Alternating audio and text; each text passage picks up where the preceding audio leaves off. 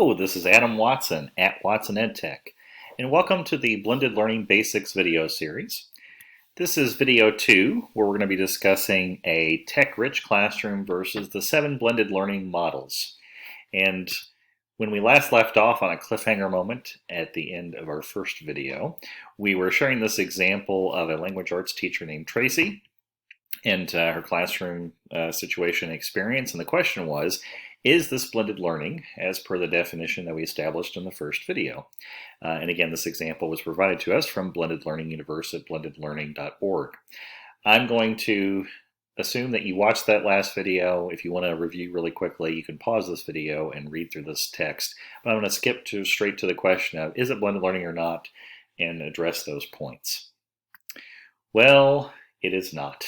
And let's describe and explain the reasons why, by our definition, it's not really blended learning.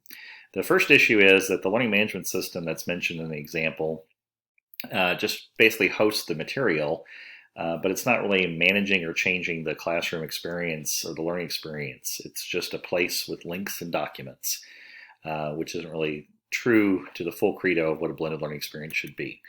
Having one-to-one devices or the availability of technology in general is not blended learning in and of itself. Again, that might be an experience that would be something besides blended learning, which might be technology-rich or a tech-rich experience. But the instructional practice doesn't really change, despite the fact of the technology being there. Students were moving through the same batch of materials at the same time in the same location. We identified that 3PT as part of the blended learning definition of place, pace, path, and time. We're not seeing in any of those things as far as students having a choice or a difference in those 4 areas in this particular example. Google Docs is brought up. Google Docs is great. The problem is that Google Docs here is just really just a substitution. There's really nothing that happens in this experience that couldn't be done with just paper and pencil. That word substitution is a reference to SAMR, which is something we're going to discuss in a later video.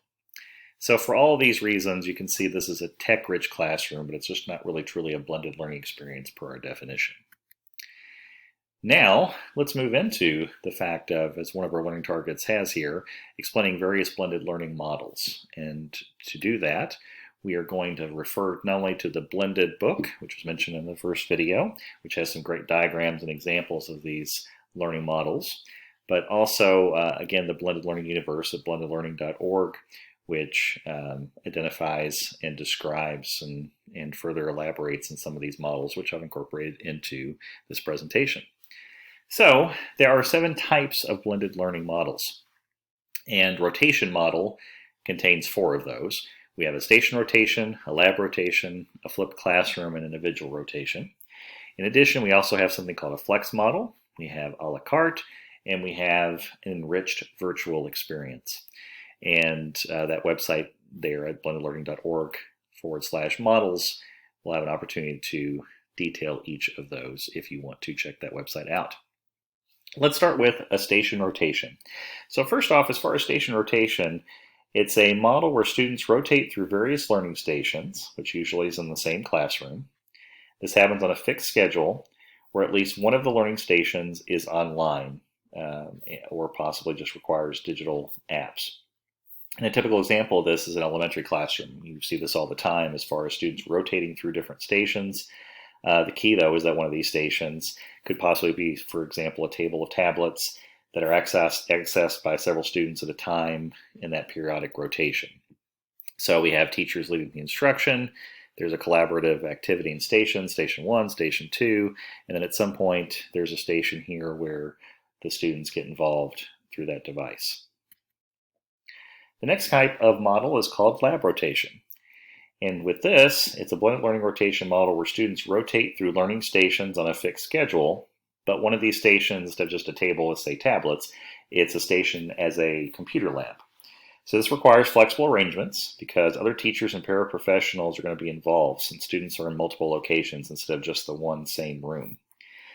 One advantage of a lab versus a station rotation, it's the opportunity to have every student in the class on a device at certain times And this could definitely be helpful in situations where students don't have the opportunity to have one-to-one devices. So perhaps the only way they can do that is to travel to a location where there's a lab classroom that has, 30 desktop computers, let's say, for the 30 students. And meanwhile, there's direct instruction occurring in different rooms, perhaps at different points of the day. The one thing I should note, however, is that it's possible that you're doing lab rotation now in an experience that if you have one-to-one devices, so all students do have devices all throughout the school, but you're still really using the lab rotation strategy or model. If the students are one-to-one and they only get on their device all at once and at the same time, and only when it's directed by the teacher, well then the only thing is that you're just able to stay within the classroom. But the idea of 30 kids all at once at the same time as directed by a teacher is still using a lab rotation model mindset as far as for blended learning. Next we have flipped classroom. And the idea of this, and the word flipped, is coming from the idea that normally the traditional instruction model is that a teacher delivers content, and for a secondary school that might be in the form of a lecture, let's say. So they deliver the lecture inside the classroom walls, and then the kid gets sent home to do some practice problems or to do a worksheet or some further work based on the content that the teacher delivered that day. That's, again, a traditional instructional model that's gone on for years. Flipped classroom inverts that. And the idea of it is that we provide an opportunity to do online instruction, that somehow that content delivery happens outside of the school environment, and that within the school itself is where the application part comes in. In other words, the homework that we would normally think of as far as assigning is actually happening with the teacher inside of the classroom in those four walls. So in this blended education model, students are learning the content, they're building the schema at home. And again, it could be lectures. Typically it is a video lecture, but really it's just any way that that content schema can be built. There's definitely other options. And that teacher guided practice happens. But the idea of home and school is fluid, right? Because it's more important to think of home as outside of class scheduled time and school as inside of scheduled class time, as far as for the idea of a flipped classroom. So some crucial questions you have to face when you're thinking about doing a flipped classroom environment. The first is from our friend John Bergman. We mentioned him in the first video. He's a flipped classroom pioneer who asked this question of what is the best use of your face-to-face class time? Answering that question really drives the experience of what are you going to do within your four walls of school as opposed to what you're going to send home to build up that content and build up that background schema. And the idea here, of course, is that flipped classroom leans on the idea and the belief that you should spend more time in the classroom doing and applying than simply passively learning or acquiring, as far as acquiring content. So think about that and think about ways that if you feel like you can switch or change that up, you're on the path of figuring out how flipped classroom might work for you. Next big question is what will be the learning content you're going to flip for home? Not only the style of the media, is it going to be a lecture video? Is it perhaps going to be an engaging game? But also just keeping in mind it needs to be engaged, focused, and succinct. One of the old standards, you can take that as a thumbnail approach, is that, for instance, if it's a video, it should only be about a minute, minute and a half per grade level of the student. Meaning that if you go up to like even a senior in 12th grade, 17, 18 years old, asking them to do more than like 12 to 15 minutes of a video is a stretch. Beyond that, it's going to be difficult to keep their focus and to make sure that they are mindful and active learning throughout that entire experience. So succinct is important, but just also making sure it has a good enough hook that it makes the learning interesting and makes them want to complete that flipped content at home. Have you honestly considered the time commitment is a big question. A lot of teachers end up creating their own lectures and videos as part of that experience of doing flipped classrooms. Perfectly fine, nothing wrong with that, but that is time consuming. Even if all you did was curate material, it's still going to be a bit of an effort to find that material and bring it together in some place, in some way. So it is a lot of front loading. The hope in idea, though, is that it's going to pay off as you continue forward and save some time later as you repeat this course the second, the third, and the fourth time after you've already created and curated that material. How you push out and archive that flipped material, a learning management system of some type is probably going to be pivotal to help with this. But in the old days, John Bergman and others that were pioneers of flipped classrooms had lots of thumb drives and burned CDs. So there's definitely varieties of ways you can do it. And you also have to consider the question of equity at home, which we'll get to in a second. How will you hold students accountable? And it's that assurance piece of how will you have students do something to make you realize that they really reflected on and did the work. In a short, small way, you could have, of course, a little short multiple choice kind of question thing, but recognize that at that level where people can Google the answers or simply ask their neighbor, was it A, B, C, or D, is pretty low level and frankly opens up the opportunity to cheat. So you want to think about reflective tools that ask them a little bit more as far as maybe questions they had, or what was a major aha they had when experiencing that content, with some vocabulary and definitions. What are some diagram and pictures that they thought of as they were watching or experiencing the content? All ways that make it a little bit deeper and more meaningful of a catch to bring back into the classroom kind of as an entrance slip so that the student can continue on with the learning and you know that they did it and it was the one student that did it as opposed to just copying off a neighbor. Access issues are important. Obviously, we're talking in a blended learning environment about digital tools. Many of the things, for convenience sake, would probably be digitally housed. So what will you do for a student that doesn't have internet access at home? We have to make sure that we come up with equitable ways that they can get to that content. Yes, there might be things that before school or other opportunities where they can get to it while they're within the building of the school. But again, it's an honest question and a fair question. You want to make sure that you address it for the students that have those concerns or issues. And last but not least, what if they don't do it? This is usually the big question, and the best way to answer and address it is twofold. One, if you've ever given homework, hopefully you had some system of accountability. So it's the same idea, right? The hope here is that the homework is more meaningful because it's just content acquisition as opposed to a bunch of frustrating math problems when I didn't understand it in the classroom earlier that day, but then you asked me to do 20 math problems later at home. That creates frustration and increases the opportunity where maybe the homework wouldn't have been completed in the past. Well, in a flipped classroom environment, we hope that we create a more engaging opportunity for them to do it in the first place. But you got to address the ones that didn't, and what does that mean? At the least of it is definitely making sure that you're making parents aware of what you're attempting to do and to make them partners with you as far as the experience. One short anecdote is this. Student comes home and says, I need to borrow your phone to watch this YouTube video. The parent, without any context, says, nope, I'm not going to let you do that. Turns out that was the video for your flipped classroom experience, but if they'd known that, they would have been happy to let the student watch that video that was 3 minutes long. They just weren't aware that that was their quote-unquote homework, and they thought the student was just asking to watch videos randomly. So again, finding ways you can reach out and explain to parents, hey, this is an opportunity for me to work one-on-one with students. I'm doing the homework inside the classroom, so you're not trying to struggle with doing that homework side by side with them at home when you don't understand the concepts and the things that we're trying to teach for that day. Again, when you approach it from that perspective and make the parent a partner, you're going to have a lot more success. Moving to the next model is individual rotation. That's a blended learning rotation model where students rotate through learning stations, but these are more virtual than real locations where we're actually physically moving room to room like we did with lab rotation.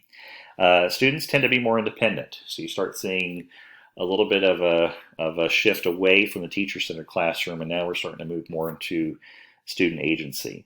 The movement is less herd-like, and so you see a lot more of students basically more independently minded and individually working. These rotations are usually managed by the teacher, though, or perhaps a piece of software that creates some kind of algorithms where maybe a playlist is created. These are the things that you must do or can do, or gives you that opportunity that these are the learning objectives to meet for the day, guiding that student what they can do next. So you have an environment in this particular diagram that looks like cubicles, frankly, where all the students are in a central learning lab. Doesn't have to geographically be like that, but the idea here is that you have students that are working on their playlist, working on their digital learning that's personalized for them. You might even have paraprofessionals that are working through that room, working through it, as in different breakout areas and rooms, teachers are doing intervention, seminars, helping lead direct instruction, facilitating some group instruction or group projects that students are working on.